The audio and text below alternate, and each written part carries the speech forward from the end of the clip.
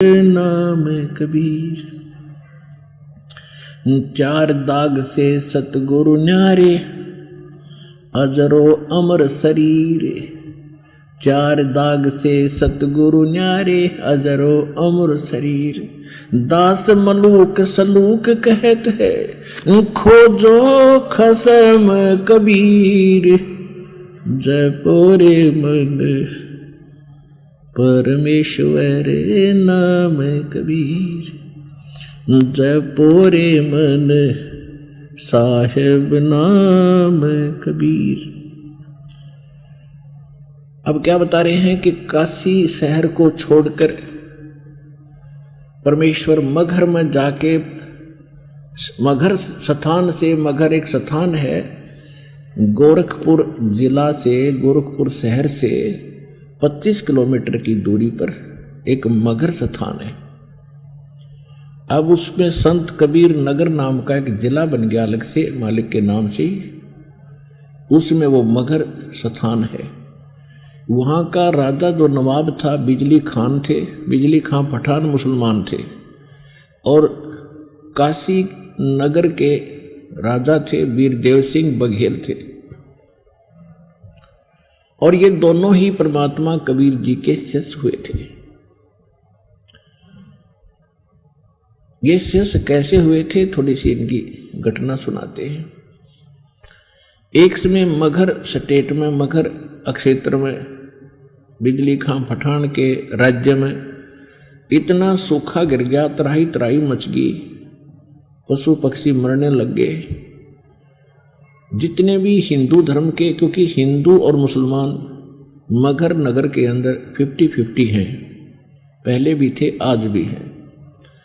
हिंदुओं ने अपने जंतर मंत्र सभी यज्ञ हवन कर लिए, साधु संत फकीरों से जंतर मंत्र करवा लिए, कोई बात बनी नहीं। मुसलमानों ने भी अपनी सारी क्रियाएं कर ली, थक गए।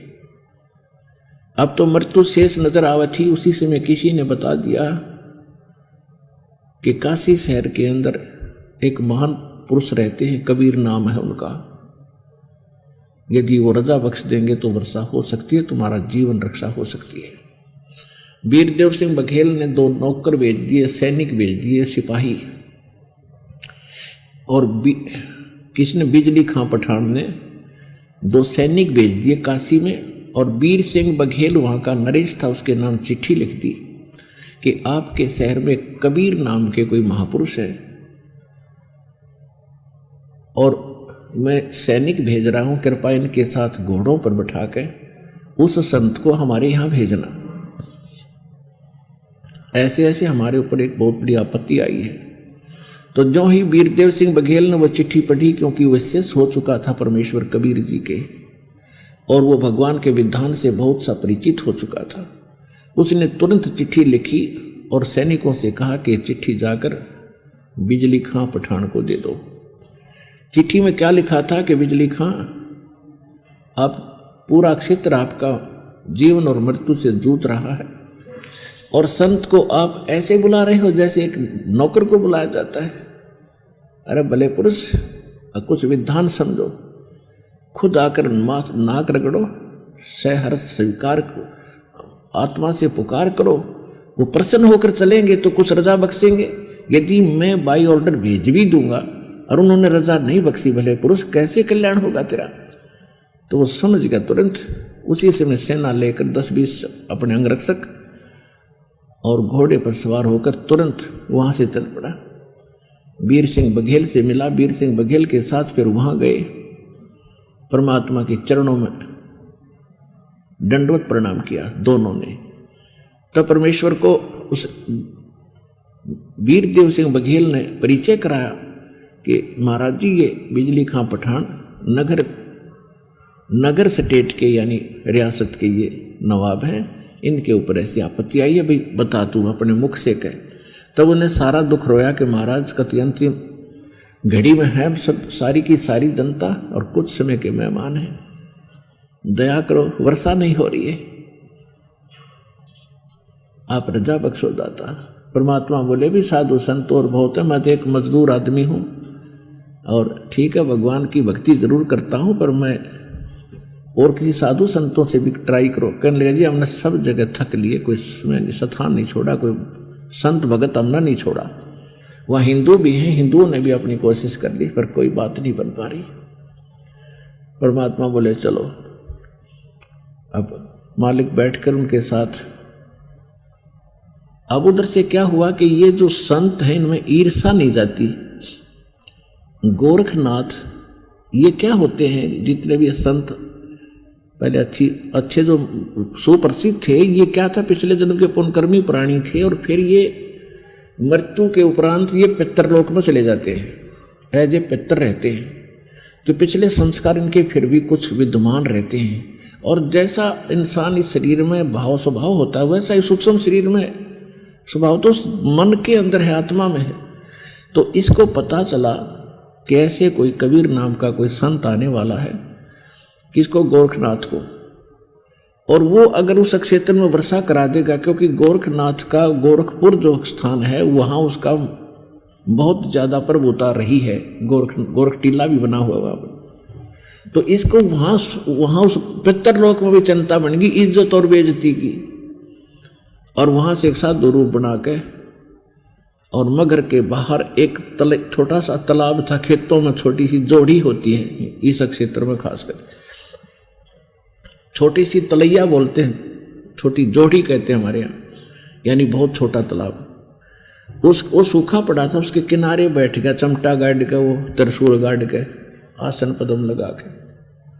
जब परमात्मा ने देखा कि ये, वो तो जानी जानते, पता था ये कौन है, आम जनता तो नहीं जानती थी। परमात्मा ने कहा कि बिजली खां, घोड़ा रोको रोको रोको, सारे रुके। अरे महापुरुष आए तुम्हारे, आप ही इनसे अर्जी नहीं लगाई तुमने, ये तो पता नहीं क्या करते हैं, ऐसे पहुंचे हुए सद पुरुष है।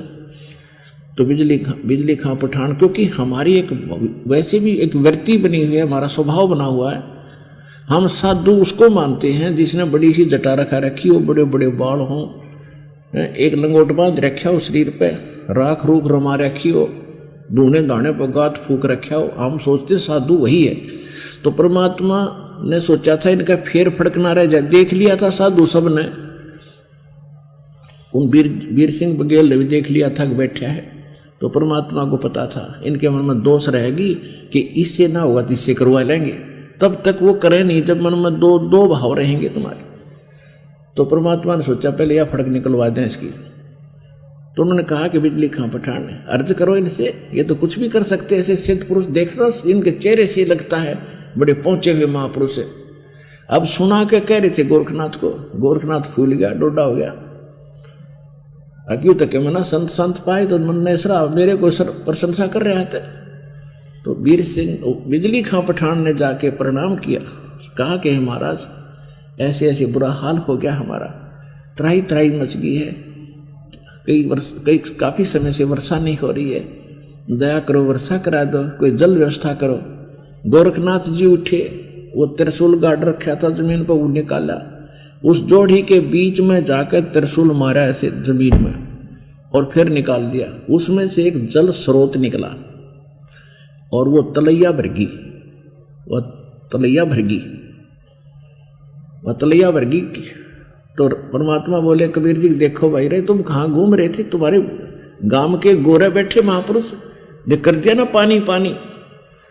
अब वीर सिंह वो बिजली खां पठान कहने लगा महाराज उस सिद्ध पुरुष से कि महाराज इससे तो एक दिन के भी पशु ना तृप्त हो सकते, वर्षा कराओ दाता। तो गोरखनाथ क्या कहता है कि तुम्हारे भाग्य में वर्षा नहीं है, तुम्हारे पुण्य शेष नहीं है, अभी तो 2 वर्ष वर्षा और नहीं हो सकती, आपके वहाँ कोई पुण्य नहीं है इस क्षेत्र के लोगों के, और मैंने ये अपने कोटे से दे दिया। और कोई ज़्यादा हमारे पास कोई समर्थ है तो उससे बात कर लो जाके, यानी अपने तो बढ़ाओ, किससे नहीं माना था ताकतवर। होता हो गया फ्यूज। अब वो उनको पता लगी गया था कि इससे काम क्या चलेगा, एक सारे पशु एक बार पी जाएंगे इसको। तो तब उनकी फड़क निकली और कहा भगवान आप दया करो। कौन? वो बिजली खां पठान और साथ में नगर के लोग भी आगे काफी पता लगा महाराज आन लग रहे हैं, सारे निकल के आगे क्यों मरे सब कुछ भूखे। प्यासे। तो परमात्मा बोले भाई ठीक है, मैं तो एक भगत आदमी हूं, अर्जी लाऊंगा भगवान तुझे सुन ली तो मेरी। जहां वो बैठा था गोरखनाथ, उससे 100 फुट दूरी पर परमात्मा बैठ गए ध्यान मगन होकर, एक सिर्फ लीला कर रहे थे और कहा भी तुम अपने घर न जाओ सारे, मैं अर्जी लाऊंगा जय मेरी सुन ली तय। इब कैसे जाओ? सबके पैरों तले की धरती खिसेगी कि मैं वर्षा उर्षा हो तो चलना। अरियो महाराज आड़े बैठ गया, आगे भी ना चाहता। परमात्मा बोले तुम जाओ भाई, ना रास्ते में भीग जाओगे, बच्चे भी हैं तुम्हारे साथ। वो उनका ना समझ में आई।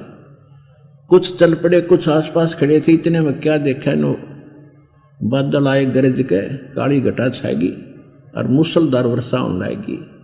ठोक दिए सारा कुछ अक्षेत्र। बोलो सतगुरुदेव।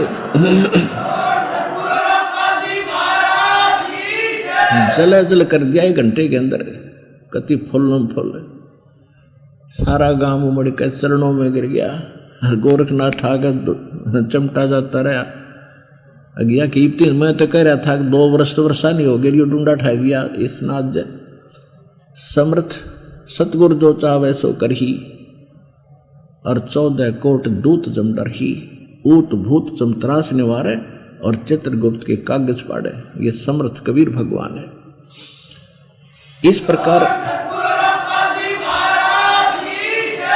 तो परमात्मा ने फिर उनको उपदेश दिया ज्ञान का, भक्ति का, अध्यात्म मार्ग का, कि भाई तुम्हारे जितने संस्कार पुण्य थे वो समाप्त हो चुके। अब तुम्हारा पूरे क्षेत्र का विनाश होना था, भूखे मर के मरना था, टक्कर मार मार के। तुम्हारे पर रहम हुई, किसी महापुरुष ने, किसी पुण्यात्मा ने तुम्हें मुझ दास का पता बता दिया और मेरी अर्ज भगवान ने सुन ली। तो बिजली खां पठान और गांव के नगर के सभी लोग कहने लगे मालिक नो ना कहो, अब नहीं मान सकते कि आपसे अतिरिक्त कोई परमात्मा है। अब पुण्यात्मा जिसकी जो जान बचा उसका तो वही भगवान। और वैसे भी रियल में भगवान थे ही थे, फिर भी वो समर्थ थे। समर्थ अपनी बड़ाई कभी नहीं करना चाहता, लेकिन उसके गुण प्रगट हुए बिना रहा नहीं करते। तो सभी ने जब ज्ञान सुना कि भाई तुम एक पिता के बच्चे हो, ये हिंदू और मुसलमान तुम आप पर बन गए, तुम भगवान के लिए ही बटे हो, भक्ति करो, तुम एक पिता की संतान हो। हिंदू और मुसलमान का खुदा 2 नहीं है, भगवान 2 नहीं है, एक ही प्रकार के मनुष्य हैं, एक ही प्रकार की बहनें हैं, सब एक प्रकार की माताएं हैं। तुम आपस में अलग अलग बनकर बैठ के दुश्मन बन बैठे। तो उन्होंने कहा कि कभी आप धर्म के नाम पर झगड़ा नहीं करोगे, नहीं करेंगे। कभी भी आप जीव हिंसा नहीं करोगे। सब ने कहा जी नहीं करेंगे, क्यों पाप करते हो तो अब तुम सारे मरोगे। तो सब ने उस समय सारी स्वीकृति दी। फिर गांव में नगर में लेकर गए मालिक को। वहाँ एक व्यक्ति था, 65 साल की उम्र वाली थी। उसकी पत्नी के जो है, उसकी पत्नी की माहवारी भी बंद हो चुकी थी। और एक का मात्र रट लगा रहा था भगवान संतान दे। उसकी पत्नी भी रोए बुरी तरह, भगवान औलाद नहीं, औलाद नहीं। तो परमात्मा ने आशीर्वाद दे दिया, भाई ये तो चल खिलौना दे दूंगा पर भक्ति भी कर लो। उसके 10वें महीने उस माई का लड़का हो गया। ये दास वहाँ गए थे पर्सनली बहुत से भक्तों को लेकर के मगहर के अंदर। तो मगहर के अंदर जब परमात्मा वहाँ गए हुए थे तो हमने जो पता किया उन्होंने बताया ऐसा ही जो हम सुना करते थे कि यहाँ एक पूरा मोहल्ला है, मोहल्ला यानी एक पूरी कॉलोनी है जो परमात्मा के नाम से उस मोहल्ले का नाम है। उस मोहल्ले का नाम है कबीर करम मोहल्ला। कबीर करम मोहल्ला यानी कॉलोनी। कबीर परमात्मा का, करम माने रहम, फारसी में करम माने रहम, यानी परमात्मा के रहम से बसा हुआ मोहल्ला कबीर करम मोहल्ला आज भी विद्यमान है। तो ये सुख और न्यारा दिया, और भी बहुत से परमात्मा ने ये सुख दिए। तो बिजली खां पठान और वहाँ के जितने थे सभी परमात्मा के शिष्य बने, हिंदू और मुसलमान। तो कहने का भाव यह है कि परमात्मा कबीर जी सभी हिंदू और मुसलमानों को एक सामूहिक शिक्षा दिया करते थे कि भाई न तो आपके काजी आपके ग्रंथ और भगवान से परिचित हैं, और न ही ये हिंदू धर्म के पंडित और ये मंडलेश्वर आचार्य और शंकराचार्य ये ना भगवान के बारे में जानते, ना अपने अध्यात्म सदग्रंथों से भी परिचित नहीं है। ये केवल आपको दंत कथा सुना के, लोक वेद सुना के अपनी रोजी रोटी चला रहे हैं। तुम्हारा जीवन नाश हो रहा है। मनुष्य जीवन कोई वैसे नहीं मिलता। जिस कारण से परमात्मा का बहुत विरोध किया करते थे कौन? काजी और मुल्ला, पंडित और मंडलेश्वर, और कहा करते थे ये धानक है, जुलाहा है, ये क्या जाने सदग्रंथों के बारे में, शिक्षा इसके पास नहीं, कोरी बकवास घटता है, ये झूठ बोलता है। तो उस समय हमने यह मान ली सच्ची कि कबीर जी अशिक्षित हैं, हमारे धर्मगुरु पंडित और मुल्ला और काजी ये पढ़े लिखे हैं, इन्होंने भगवान को ठीक ही जाना होगा। हम परमात्मा की उन बातों पर को भूल गए जो भगवान कहा करते कि ये कुछ नहीं जानते, तुम्हें भ्रमित किए हुए हैं, तुम्हारा जीवन नाश करते। वो हमारे गले उस समय ना उतरी, और आज क्योंकि परमात्मा ने हमें शिक्षित किया, उन्हीं सदग्रंथों से वो सच्चाई सामने आई। अब आपने सब न मान ली। आप वही आत्मा हो जो भगवान के साथ 600 वर्ष पहले भी रहे थे। 64 लाख से हुए थे परमात्मा के।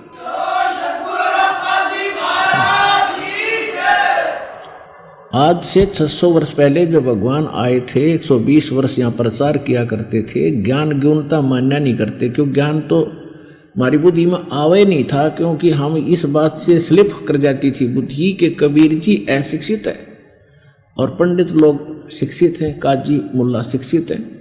तो ज्ञान तो हमने घना सा सुना नहीं, लेकिन परमात्मा तो समर्थ थे, हमारे पिता हैं, हमारे लिए भटक रहे। तो वो ये चाहते थे कि एक बार ये कुछ दिन मेरे साथ लग जा और इनको भक्ति से कुछ चार्ज कर दूं, इनका घड़ा भर दूं, और फिर जब तक पीढ़ी पिछली पीढ़ी का युग समय आओगा 1997 के बाद तक, कि तब तक इनके पुण्य युग घड़ा भरा रहे और ये घड़े दुखी ना हो, भगवान की आस्था इनमें बनी रहे, इनको मनुष्य जीवन मिलते रहे।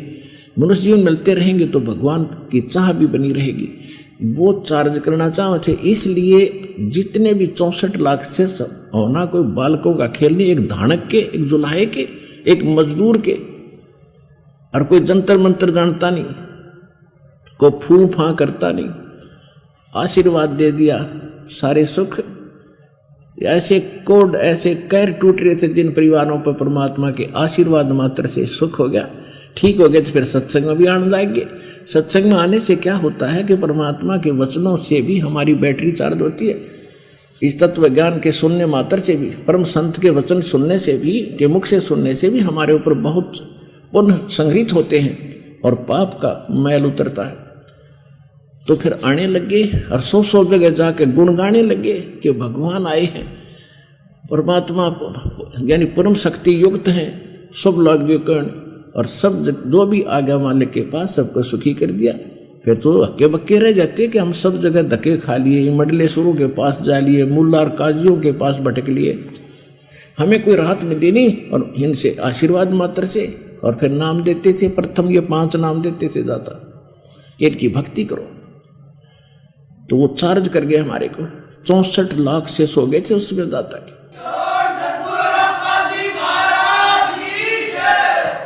अब क्या होता है, जैसे इसमें एक प्रश्न आया है कि काशी तज मगहर गए वो दोनों दीन के पीर, और कोई गड्ढे कोई अग्न जलावे पर खोजा ना पाया शरीर। काशी के जो पंडित थे उन्होंने एक ऐसी धारणा फैला रखी थी कि भाई जो काशी में मृत्यु को प्राप्त होगा वो सीधा स्वर्ग जाएगा, और जो मगहर मरेगा वो गधा बनेगा। मगहर में कोई मत मरियो। परमात्मा कहा करते बच्चों, ये भ्रमित लोग हैं, भ्रमित ज्ञान ही बता सकते हैं। शुभ कर्म करो, अच्छी भक्ति करो, कहीं पर भी मरो, निसंशय होकर मरो, चिंता मत करो। लेकिन वह गला उतरा नहीं थी। तो उनकी जो ये इस तरह की धारणा उन्होंने पैदा की थी कि जो मगर मरेगा वो गधा बनेगा, काशी मरेगा वो स्वर्ग जाएगा। तो हमारे जो हिंदू धर्म के लोग थे, विशेषकर ये बनिए लोग, खासकर ये ज़्यादा परमात्मा की तरफ आकर्षित होते थे। अब तो बिगड़ गई सारी ये कहानी, सभी कौम बिगड़ गई, भक्ति की तरफ ध्यान रहा नहीं। तो उस समय इन्होंने क्या सोचा कि भी पिताजी को मरना तो है ही, माता जी को, हम क्यों ना काशी में कुछ दिन इनका कमरा वगैरह धर्मशाला में बुक करा दें, 1 वर्ष 2 वर्ष 6 महीने जितना भी इनका समय है वहाँ पास कर लें और इनकी मृत्यु काशी में हो जाएगी तो स्वर्ग चले जाएंगे। क्योंकि हमारे गुरु जी ने कह रखा है और गुरुओं के ऊपर शेष विश्वास किया ही करते हैं, तो बट नेचुरल है। तो इस उद्देश्य से हिंदू लोगों ने अपने माता पिताओं के लिए काशी की धर्मशालाओं में कमरे बुक करा दिए और वहाँ के मैनेजर को महीने का खर्चा दे दे, उनका खान पीन की व्यवस्था वहाँ करवा दिया। फिर उन धर्मगुरुओं ने सोचा कि क्यों ना हम इनको अपने पास ही रख लें, वो जो धर्मशालाओं में किराया देते हैं वो हमें मिल जाएगा, 2 रोटी हम अपने घर बनाएंगे, उसमें से ये भी खा लेंगे। तो एक पंडित जी ने और 6-7 बुढ़े बुढ़िया राख दी लालच में। अब उन्हें फिर समस्या आई, क्योंकि वर्ग तो एक का संभालना मुश्किल हो जाए, और वहाँ 6-7 कोई कहीं थूक रहा है, कोई कहीं पेशाब कर रहा है, कि वर्ग व्यवस्था खूब थी। तो उन पंडित जियाँ के सिर में दर्द हो गया, किया तो बात बिगड़ गई भाई।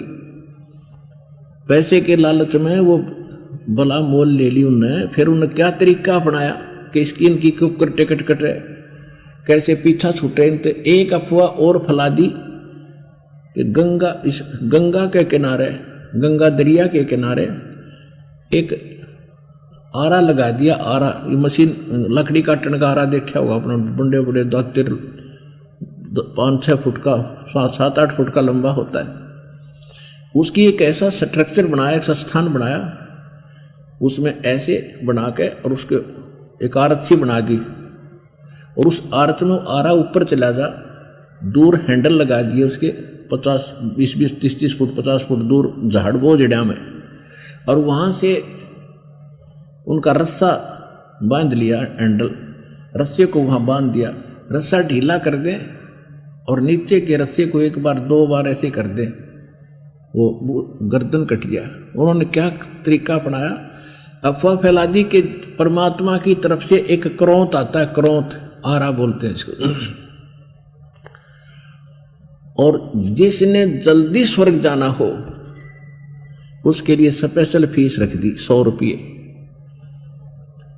जिसने जल्दी स्वर्ग जाना है तो उसके लिए भगवान की तरफ से क्रोंत आता है, जो उस क्रोंत से अपनी बलि दे देगा, गर्दन कटा लेगा, तो मिनट में स्वर्ग जाएगा। अवर दोस्ता में आदमी न सोचा है भगवान के ऊपर पीछा छूटे, कैसे मरूं, मर जाऊं, ठीक ठाक मर जाऊं। अब वो वृद्ध हो ही रहे थे। अब उनके बुढ़ों ने जब यह ज्ञान सुना तो उन बच्चों को कहा, बेटा हमने तो मरना ही है, हम दुखी भी बहुत हो लिए हैं, वृद्ध भी बहुत हो चुके हैं। गुरुजी कह रहे हैं कि ऐसा भगवान की तरफ से कोई ऊपर से क्रोंत आता है स्वर्ग से, और जो उससे अपना कुर्बानी दे देता है वो सीधा स्वर्ग जाता है। 100 रुपये फीस है बेटा, दे दो। अब बच्चों ने सोचा भी माता पिता के लिए क्या बड़ी बात है, 100 रुपये दे दिए। इवन हमारे धर्म गुरुओं ने एक मानस काटने का बूचड़ खाना और खोल दिया उन्हें क्रोंत ला दिया, एक हत्था खोल दिया, कसाई बना का करने लगे। अब कई बार क्या होता था, वो रस्सा उलझ जाता। वो क्या करते थे, वो धर्मगुरु एक वहाँ खड़ा हो जाता, वो आवाज लगाता है, भगवान क्रोंत भेजियो। वो भगवान बैठे दोनों तरफ हुए, वो रस्सा ढीला कर देते, और क्रोंत कच दे आगे काट के और 1 सेकंड में उल्टा कर देते। वो कभी उलझ जाता और ना उसकी गर्दन कटती बूढ़े ने उठा लेते, भाई अभी आदेश नहीं हुआ भगवान का, कल देखेंगे। तो वो रोया करता है, भगवान मैं ऐसा दुर्भाग्यशाली कि मेरे लिए भगवान की तरफ से क्रोध नहीं आया। अब श्रद्धालु तो सदा से ही शीश देते आए, लेकिन ये संत नकली और डुप्लीकेट हमारा दुरुपयोग करते रहे इस भावना का। तो परमात्मा क्या कहा करते हैं कि ये मूर्ख बना रहे भाई आपको, ये झूठ बोलते हैं और मैं मरूंगा मगर मैं, और पंडित जी तुम भी आ जाइयो और काजी तुम भी आ जाना भाई, अपने अपने जंतर मंत्र पोथी पत्रे ले आइयो, वहां किस टाइम मरूंगा और किस टाइम मत जाऊंगा और तुम सारे जंतर मंत्र कर दियो, कहाँ जाता है ये बता दियो, मगर मरने वाला अगर तुम ज्यादा ही विद्वान।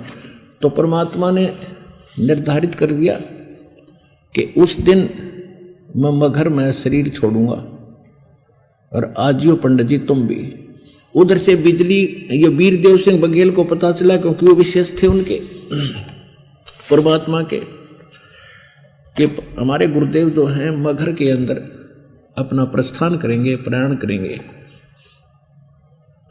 तो बिजली खां पठान और उनके मंत्रियों ने सलाह मशवरा किया कि ये हमारे गुरु हैं, हम हिंदू हैं, और ये मगर के अंदर यदि शरीर छोड़ेंगे तो मुसलमान हमें शरीर नहीं देंगे, क्योंकि वहाँ का राजा नवाब बिजली खां पठान है, वो भी इनका शिष्य है।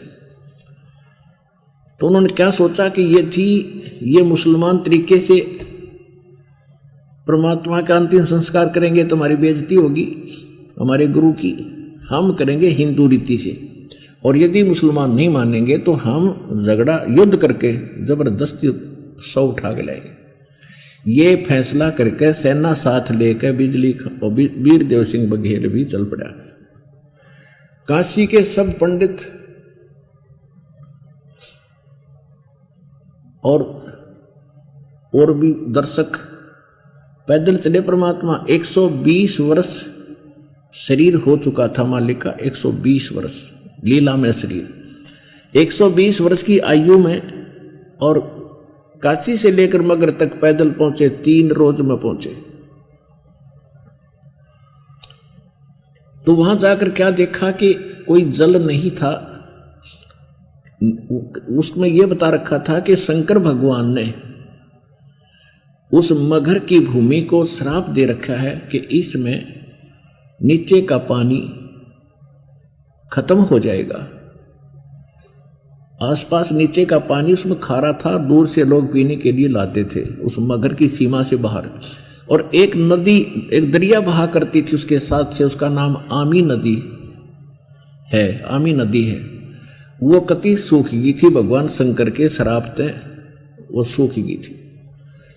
इस बात का पूरे क्षेत्र को पता था कि कबीर साहब, वो जैसे शिव जी आते हैं, इसको साथ धुरू बनाकर आते हैं, और किसी कारण से उनके साथ मुसलमानों ने बदतमीजी कर दी होगी, उन्होंने श्राप दे दिया कि जो मगर मरेगा गधा बनेगा। शंकर भगवान का श्राप था। और काशी हमारी पवित्र नगरी है, वहां मरेगा वो स्वर्ग में जाएगा, शंकर भगवान का श्राप था। और आमी नदी को भी सुखा दिया कि तुम पानी से भी तरसोगे। इस बात का सबको मालूम था। तो परमात्मा वहां गए, कहने लगे भाई मैं स्नान करूंगा। बिजली खां पठान वहां पहुंच गया, सारी व्यवस्था करी, गुरु जी के नहाने धोने के लिए पानी लाए, पीने के लिए। तो परमात्मा कबीर जी ने कहा कि बिजली खां मैं स्नान करके फिर शरीर छोड़ूंगा भाई, पहले नहाऊंगा। बिजली खां कहने लगे जी पानी पर्याप्त जल है, बाहर से मंगा रखा मालिक, यहाँ तो उपलब्ध था नहीं, और सभी के लिए स्नान के लिए तो उपलब्ध हो नहीं सकता, आपके लिए हमने ला रखा है। परमात्मा बोले भी क्यों, क्या बात है, यहाँ जल क्यों नहीं है, कोई दरिया नहीं आसपास? कहने लगे जी दरिया है साथ से ही, लेकिन भगवान शंकर के श्राप से सूख गई है, बहुत दुखी हो गया। परमात्मा बोले पहले उस दरिया पर चलते हैं, देखते हैं उसमें जल है कि नहीं। सबने कहा जी जल है ही नहीं, कोई बात नहीं, आओ मेरे साथ। अब परमात्मा जाकर खड़े हो गए उस दरिया के किनारे, सैकड़ों हजारों की संख्या में दर्शक, गांव वाले और सैनिक। तो परमात्मा ने ऐसे संकेत किया हाथ से ऐसे किया था। थोड़ी सी दूरी पर जैसे बम ब्लास्ट होता है ऐसी आवाज आई और एकदम पानी का फवारा फूटा और वह दरिया देखते देखते किनारों को चाटती हुई बहकर चल पड़ी। बोलो सतगुरुदेव।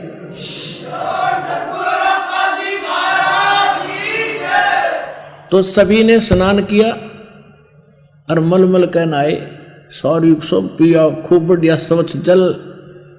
परमात्मा बोले भाई ये कहीं और से आया है ये जल और खूब इसमें चला करेगा। अब तुम जब तक थारी नींद ठीक रहेगी, जब तुम्हारे अंदर कोई बकवाद भावेगी, फिर यह नदी फिर सूख जाएगी। अब जैसे गरीबदास साहिब जी को परमात्मा मिले, वो क्या कहा, क्या बताया करते, तुम कौन राम का जपते जापम, तात कटे न ये तीनों तापम। तुम किन भगवानों की भक्ति करते हो जिसे तुम्हारे 3 ताप भी नाश नहीं होते।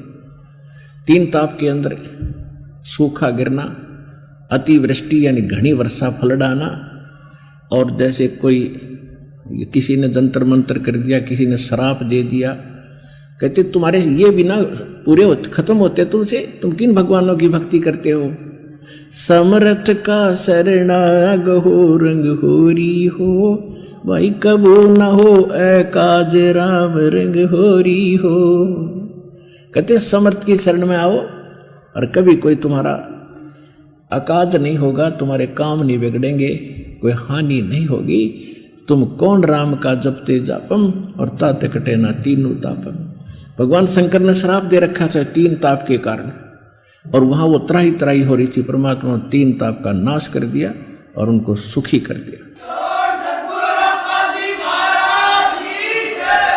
अब क्या होता है कि परमात्मा ने कहा भी ठीक है, अब मैं शरीर छोड़ूंगा, एक चद्दर नीचे बिछाओ, एक ओढ़ूंगा। तो तुरंत हाजिर कर दी, वो नीचे एक चद्दर बिछा दी और चद्दर के ऊपर 1-1 इंच सुंदर फूल तोड़ कर पत्ते बिछा दिए कि गुरुजी लेटेंगे। श्रद्धा से भक्तों ने 1-1 इंच। तब परमात्मा ने कहा कि वीर सिंह, कहा जी।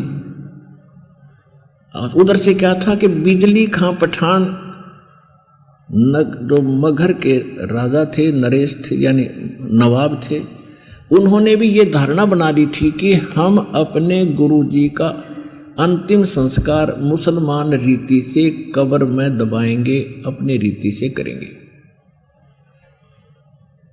और यदि हिंदू नहीं मानेंगे तो हम युद्ध भी करेंगे। दोनों सेनाएं खड़ी, कति त्यार, अस्त्र शस्त्र सजा के, और भगत दर्शकारे बहुत गिने। तो परमात्मा ने कहा, वो तो जानी जान थे, उन्होंने कहा रे भले आदमी वीर सिंह और बिजली खां आमने सामने खड़े, एक इधर परमात्मा के पास में। भैया सेना किस लिए लाए हो, क्या खतरा था तुम्हारे को यहां पर। अब वो दोनों राजाओं ने सिर नीचा कर लिया। अब क्या कहें गुरुजी के सामने, हम तो कुछ और सोचे खड़े थे। तब अन्य लोगों ने, जो मुसलमान और हिंदू थे, वो अपने आप बोलने लगे, कहने लगे जी हम सेना इसलिए लाए हैं कि हम आपके शरीर, आपके शव को हिंदू रीति से इसका अंतिम संस्कार करेंगे और काशी नगर में ले जाएंगे। मुसलमान कहने लगे हम इनको बिल्कुल नहीं ले जाने देंगे और हम मुसलमान रीति से अपने गुरु जी के शव का अंतिम संस्कार। तब परमात्मा ने 1 घंटा प्रवचन किए, कहने लगे भले आदमियों, 100 वर्ष 120 वर्ष तक मैंने तुम्हें क्या ज्ञान दिया, आज भी तुम हिंदू और मुसलमान 2 समझते हो, तारी अकल गाम चली गई। ऐ भले पुरुषों, और खबरदार जब तुमने मेरे शरीर को ऐसे ऐसे किया, तुम एक काम कर लेना, मेरा इस शरीर जो कुछ भी इस पर चदरों के बीच में मिला है उसको बेटा आधा आधा ले लेना, तुम झगड़ा ना करना, नहीं तो नाश हो जाएगा। कत्लेआम हो जाएंगे। मालूम को मालूम था कि गृह युद्ध छिड़ जाएगा हिंदू और मुसलमानों का। महाभारत से बड़ा कहर होना था। और उस समय के जो जंतर मंत्र पत्रापोथी करने वाले ये बताया करते थे कि इस सन में, इस विक्रमी संवत में एक कहर टूटेगा और बहुत घनी जनहानि होगी। वो ये नहीं बता पा रहे थे होगी किस कारण से। तो वो भी एक निर्धारित काल का जाल और अटैक था। परमात्मा ने वो भी खत्म किया। एक श्री कृष्ण एक महाभारत निटाल से क्या जिसको हम भगवान रूप में पूजा करते थे। महाभारत से भी भयंकर युद्ध होना था हिंदू और मुसलमानों का, पूरे भारत में आग लग जानी थी। परमात्मा ने लीला करी कि यदि तुमने झगड़ा किया तो 3 तलाक। वो डर गए, सावधान हो गए, लेकिन मन में सोचवाई थी कि एक बार गुरु जी शरीर छोड़ दें फिर हम देख लेंगे। अब परमात्मा ने एक चादर नीचे बिछाई रखी थी, उस पर लेट के ऊपर पर्दा डाल लिया। 5 मिनट के बाद क्या आकाश में से आकाशवाणी हुई कि उठाओ पर्दा, इसमें मिले नहीं मुर्दा। आकाशवाणी देखी कि परमात्मा तो वो जा रहे हैं सहशरीर। उनके शरीर में बहुत तेज था, नूर था। सब देख रहे ऊपर को कि भगवान तो वो जा रहे हैं आकाश में। ओए होए, पर्दा उठाकर देखा तो जितने 100 आकार था उतने सुगंधित फूल थे नीचे, शरीर नहीं था दाता का। बोलो सतगुरुदेव। एक चद्दर हिंदुओं ने ले ली, एक चद्दर मुसलमानों ने ले ली। आधे फूल हिंदुओं ने ले लिए, आधे मुसलमानों ने ले ली। और हिंदू और मुसलमान आपस में ऐसे सीने से लगकर रो रहे थे और अपने आप को कोस रहे थे कि हम कितने जालिम व्यक्ति हैं। हमने गुरुदेव को अंतिम सांस में भी सुख नहीं दिया और आज भी हम लड़ने मरने को तैयार रहे। अब वो क्या, उनकी आत्मा कैसे शांति पाएगी। और हम पापी हैं, अपराधी हैं। कहाँ तो एक दूसरे को कत्लेआम करना था और कहाँ ऐसे अब मिल कर रो रहे हैं दोनों भक्त, हिंदू और मुसलमान जैसे सगे भाई माता पिता के मरने के बाद विलाप करते हैं गले से लग करके। इसको कहते हैं कबीर समर्थ। सतगुरु दो चावे सो कर ही, 14 कोट दूत जम डर ही, ऊत भूत जम त्रास निवारे और चित्रगुप्त के कागज पाड़े।